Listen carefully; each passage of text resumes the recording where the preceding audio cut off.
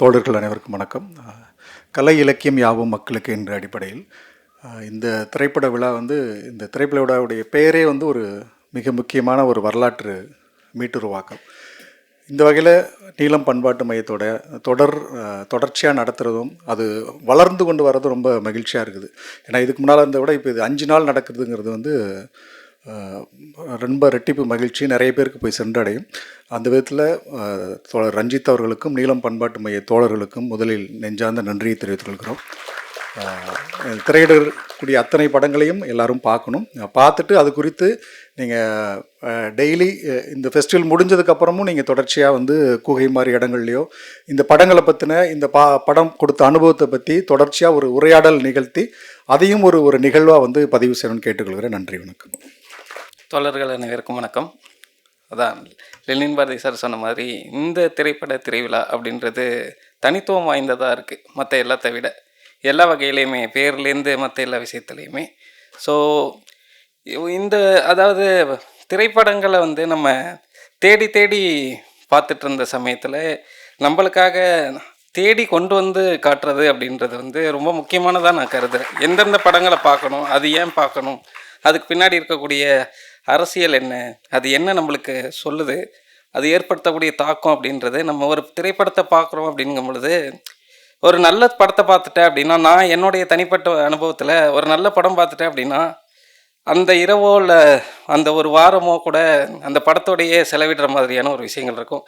அது மாதிரியான எல்லா படங்களும் இங்கே எளிமையாக நம்ம பார்க்குறதுக்கு கிடைச்சிருக்கு அப்படின்றதே ஒரு நல்ல விஷயமா இருக்குது. அதுக்கு முதல்ல நன்றியும் வாழ்த்துக்களும். தேங்க்யூ. வணக்கம். நீலம் பண்பாட்டு மையம்க்கும் ரஞ்சித் சருக்கும் என்னோட வாழ்த்துக்கள் and thanks for making this festival possible. இது 4th இயர் நடத்துகிறாங்க. இந்த வருஷம் our dear friend film maker Arun கார்த்திக்கோட க்யூரேஷனில் படங்கள் வந்திருக்கு. எக்ஸலண்ட் க்யூரேஷன், சூப்பரான செம்பெனேன்னு African film maker, is considered the father of African cinema. அவரை பற்றின ஒரு ஃபுல் நிறைய படங்கள் இருக்குது. அப்புறம் தமிழில் லாஸ்ட் இயர் வந்த ரொம்ப சூப்பரான படங்கள் இன்க்ளூடிங் சாரோட தங்கலான், வாழை, விடுதலை இன்னைக்கு பிளே ஆச்சு. அப்புறம் ஸ்டீவ் மெக்மீனோட படங்கள் இருக்குது. அப்புறம் ரித்விக் கட்டோக் அவரோட சில படங்கள் இருக்குது. ரொம்ப சூப்பர் செலெக்ஷன் ஆஃப் படங்கள் அண்ட் ஒரு very interesting docu and shorts செக்ஷனும் கோத்தேல ப்ளே அவுட் பண்ணுறாங்க. 4 இயர்ஸாக என்ன இன்ட்ரெஸ்டிங்காக இருந்திருக்குன்னா, எல்லா festivals all over the world நடந்துட்டுருக்கிறதுக்கும் இதுக்கும் இதோட பொட்டென்ஷியல் ரொம்ப அதிகமாக தெரியுது. எஸ்பெஷலி ஒரு சபால்டன் ஸ்பேஸில் ஆப்ரேட் பண்ணுறது, அதுக்குள்ளே டீப்பான ஒரு இன்டலெக்சுவல் வெதர் எனக்கு ஃபீல் ஆயிருக்கு. 4 வருஷமாக வானம் ஃபெஸ்டிவல் அட்டன் பண்ணிகிட்ருக்கேன். So I hope this year is also huge success. So thank you and all the best. Looking forward to எல்லாரும் கலந்து பேசி ஒவ்வொரு படங்கள் பற்றியும் டிஸ்கஷன் பண்ணுவோன்னு நம்பிக்கையோடு போகிறேன். தேங்க்யூ. எல்லாருக்கும் வணக்கம். ஆல்ரெடி டிஸ்கஷன்லாம் ஸ்டார்ட் பண்ணியிருப்பீங்கன்னு நினைக்கிறேன். ஏன்னா இது இனாக்ரேஷன் தாண்டி காலையிலேருந்தே படங்கள் பார்த்துட்ருக்குறீங்க. எல்லோரும் சொன்ன மாதிரி இது இங்கே இருக்கிற திரைப்படங்கள் எல்லாமே நம்ம பார்க்கக்கூடியதை தாண்டி எங்கேயுமே பார்க்க முடியாத திரைப்படங்களே நிறையா இருக்குது. அது ரொம்ப முக்கியமானது. ஏன்னா நீங்கள் இந்தியா முழுக்க இருக்கிற ஃபிலிம் ஃபெஸ்டிவல் பற்றிலாம் சார் சொல்லிட்டு இருந்தார், லெனின் சார். ஆனால் அங்கே கூட நீங்கள் இந்த மாதிரி திரைப்படங்கள் பார்க்க முடியுமாங்கிறது தெரியாது. ஏன்னா வருஷம் பிகே ரோசி ஃபிலிம் ஃபெஸ்டிவலில் பார்த்தீங்கன்னா இங்கே திரையிடுற திரைப்படங்கள் உலகம் பூரா இருக்கிற, எனக்கு தெரிஞ்சு இது ஒரு இந்த மாதம் ஃபுல்லாகவே நம்ம தலித் ஹிஸ்ட்ரி மந்த்தாக நம்ம செலிப்ரேட் பண்ணிகிட்டு இருக்கிறோம்.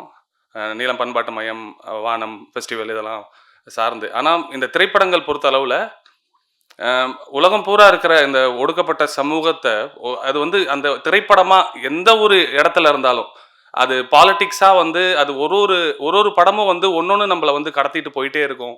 ஒவ்வொரு சூழல் வேற சூழலில் இருக்கிற மக்களை நம்மள்கிட்ட கடத்தும். ஏற்கனவே சொன்ன மாதிரி அதுக்கான படத்தை பார்த்து முடிச்சுட்டு அதுக்கான டிஸ்கஷனுங்கிறது அது நடந்துக்கிட்டே இருக்கணும். இங்கே இருக்கிற எல்லாருமே சரி, இன்க்ளூடிங் என்னையும் சேர்த்து சொல்கிறேன். இந்த மாதிரி திரைப்படங்கள் பார்க்கும் போது என்ன ஆகுனா, நம்ம பார்த்ததோடு நிறுத்தாமல் இன்னும் நிறைய அதை டிஸ்கஸ் பண்ண என்ன ஆகுனா, இது அப்படியே அடுத்த இடத்துக்கு கடத்தணும். நம்ம இந்த ரூமில் ஒரு 100-150 பேர் பார்க்குறோம் அப்படின்னா, இது கிட்டத்தட்ட நீங்கள் கொண்டு போகிற இடம்னு பார்த்தா எனக்கு தெரியும், வருஷம் இங்கேருந்து போகும்போது இந்த பிகே ரோசி ஃபிலிம் ஃபெஸ்டிவலை பார்க்காதவங்க நிறைய பேர் இந்த இம்பாக்டை ஃபீல் பண்ணுறாங்க.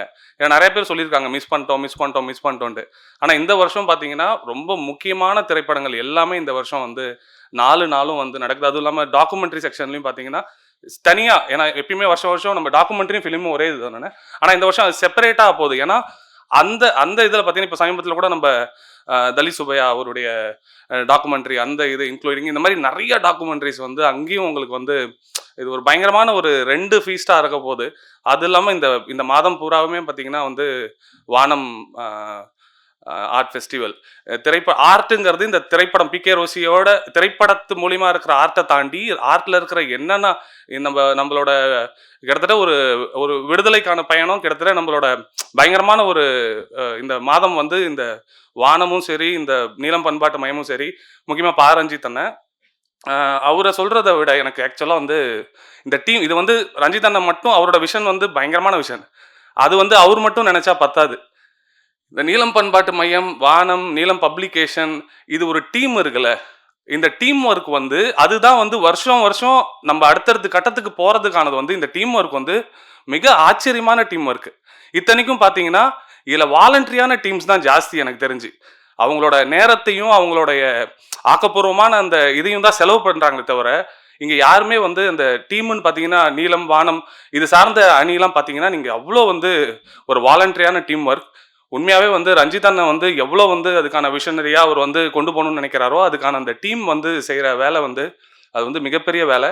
அதுக்கு வந்து முக்கியமாக வாழ்த்து தாண்டி நம்மலாம் நன்றி செலுத்துறது. ஆக்சுவலி என்ன நான் வந்து நிச்சயமாக அது வந்து ஒரு நன்றியாக தான் எடுத்துக்கணும். ஏன்னா இதை வந்து எவ்வளோக்கு எவ்வளோ நம்ம பண்ணுறோமோ அடுத்த வருஷம் இன்னும் நம்ம பிரம்மாண்டமாக வந்து எப்படி டாக்குமெண்ட்ரி செக்ஷன் இருக்கோ, இப்போ நம்ம மூவி செக்ஷன் இருக்கோ, அந்த மாதிரி இன்னும் வந்து அடுத்தடுத்து வந்து இவங்களுக்கு ஒரு நம்ம வெளியே கொண்டு போகும்போது அப்போது அடுத்த வருஷம் பார்க்கும்போது இன்னும் நம்மளுக்கு வந்து அது ஒரு பெருசாக வந்து இன்னும் கொண்டு போகிறதுக்கான வேலைகள் நடக்கும்.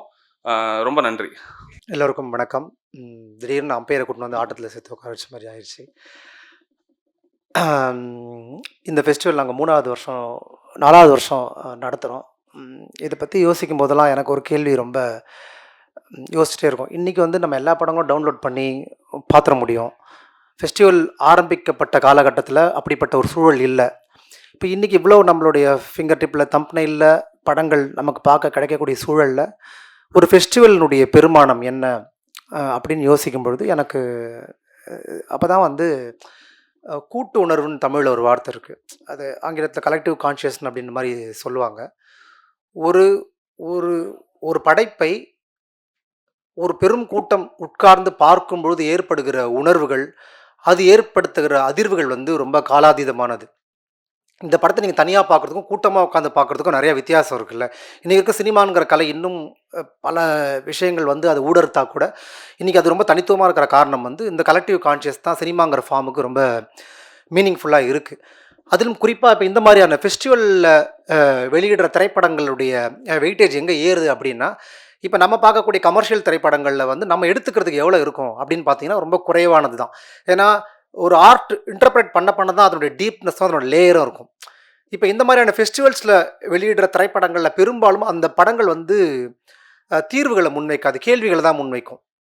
அப்போ இந்த படைப்புகள் ஏற்படுத்தின கேள்விகளை நம்ம படம் பார்த்துட்டு நம்ம நண்பர்களுடைய சில பேர் நம்ம புரியல கூட புரிஞ்ச மாதிரி அமைதியாக இருப்போம், சரி ஏதாவது ஒன்று சொல்லுவோம். அந்த இறுக்கம் வந்து இந்த மாதிரி படம் பார்த்துட்டு வெளியில் போக தளர்ந்து ஒரு புதிய பார்வைகளை வந்து இந்த மாதிரியான ஃபெஸ்டிவலில் பார்க்குற படங்களில் வந்து கிடைக்கும்.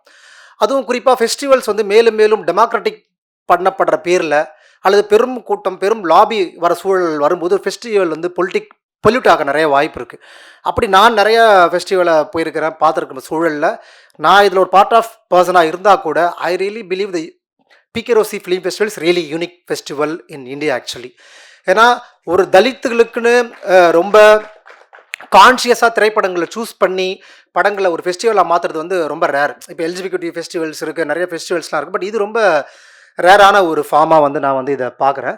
அதுக்கப்புறம் வந்து இந்த தலித்துங்கிற ஒரு லேபிள் ஒரு ஒரு ஒரு அடையாளத்துக்குள்ள வெறும் தமிழ் நிலத்துக்குள்ள மக்களை மட்டுமே, வெறும் தலித்துகளாக அடையாளப்படுத்தப்பட்ட மக்களுடைய படங்களை மட்டும் நம்ம போடாமல் இதனுடைய பொருளை ரொம்ப விஸ்தாரப்படுத்துகிற ஒரு ஃபார்மாக தான் இன்றைக்கி நான் பார்க்குறேன். ஏன்னா தலித் என்பது என்ன அப்படின்னா, நிறத்தாலும் இனத்தாலும் சாதியாலும் மதத்தாலும் ஒடுக்கப்படுகிற அனைவரும் தலித்து தான். அப்படிப்பட்ட மக்களுடைய வாழ்நிலையை, சமத்துவத்தை கோரி நிற்கிற படைப்புகள் நம்மளுடைய நிலப்பரப்புக்கு அப்பாற்பட்டு எந்த மூலையில் இருந்தாலும், அவன் அந்த படம் எடுத்த காலத்தில் அவனுக்கு உரிய அங்கீகாரம் கிடைக்கலனா கூட, அந்த திரைப்படங்களை தொகுத்து ஒரு ஃபெஸ்டிவலாக தான் நம்ம இந்த பிகே ரோசி ஃபிலிம் ஃபெஸ்டிவல் வந்து வச்சிருக்கிறோம், which is very unique in India actually. So அது நம்மலாம் இதில் நம்ம பார்ட் ஆஃபாக இருக்கிறோன்னு சொல்லிட்டு நம்ம ரொம்ப பெருமைப்படணும்னு சொல்லிட்டு நான் நினைக்கிறேன். அப்புறம் இந்த மாதிரியான ஃபெஸ்டிவல்ஸில் 6 நாளில் 5 நாளில் வந்து நம்ம எவ்வளோ தான் க்யூரேட் பண்ணி டைட் பண்ணால் கூட இதற்கு வெளியில் இன்னும் முக்கியமான நிறைய திரைப்படங்கள் வந்து இருக்குது. அப்படி அந்த திரைப்படங்களை நம்மளால் ஸ்க்ரீன் பண்ண முடியாததாலேயே அது தலித் திரைப்படங்கள் அல்ல, நம்ம மதிப்பிடல அப்படிங்கிற இடத்துக்குள்ளே நம்ம எல்லாம் போக தேவையில்லை. ஏன்னா நம்ம ஒரு தனி மனிதனுடைய நிதிக்கு உட்பட்டு யாரையும் சாராமல் ரஞ்சித்துங்கிற ஒரு ஆள் தொடர்ந்து நடத்தும் போது இதுக்கு பல சாத்தியங்கள் இருக்குது. அதனால ரொம்ப கம்மியான படங்களை தான் நம்ம சூஸ் பண்ண வேண்டியிருக்கு. ரொம்ப நாள் அதை நிகழ்த்த முடியல.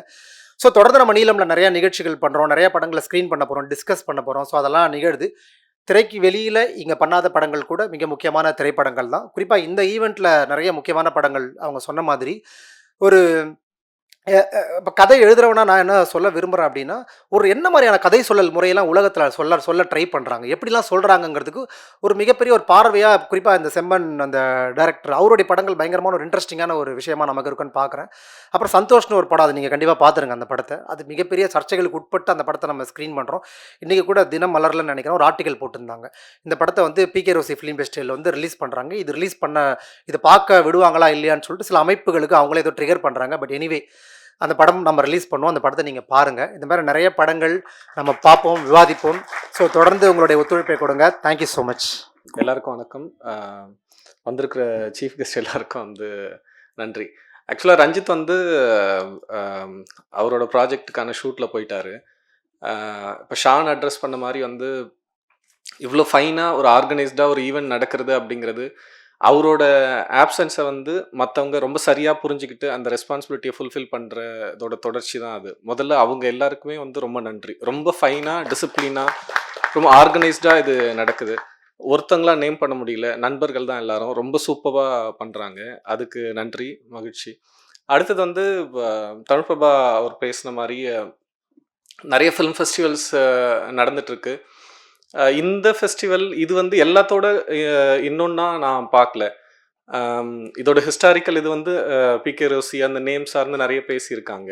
எனக்கு வந்து டென்சில் வாஷிங்டனோட ஒரு கோட் வந்து அவரோட நிறைய இன்ஸ்டாவில் வேறு இதில் அதை திரும்ப நிறைய பார்த்துருப்போம் நம்ம. அதுதான் எனக்கு ஞாபகம் வருது. அவர் என்னென்னா ஒரு ஆஃப்ரிக்கன் அமெரிக்கனா அங்கே ஒரு பெரிய ஸ்டாராக ஹாலிவுட்டில் எஸ்டாப்ளிஷ் ஆகிருப்பார். அவர் வந்து பேசுவார் இந்த மாதிரி வந்து பிளாக் ஃபிலிம்ஸ் வந்து பிளாக் லைஃப்பை வந்து பிளாக் டைரக்டர்ஸ் தான் பண்ணணும் அப்படிங்கிற மாதிரி திரும்ப ஒரு டிபேட் வந்து வந்துட்டே இருக்கு, வச்சுட்டே இருக்கீங்களே.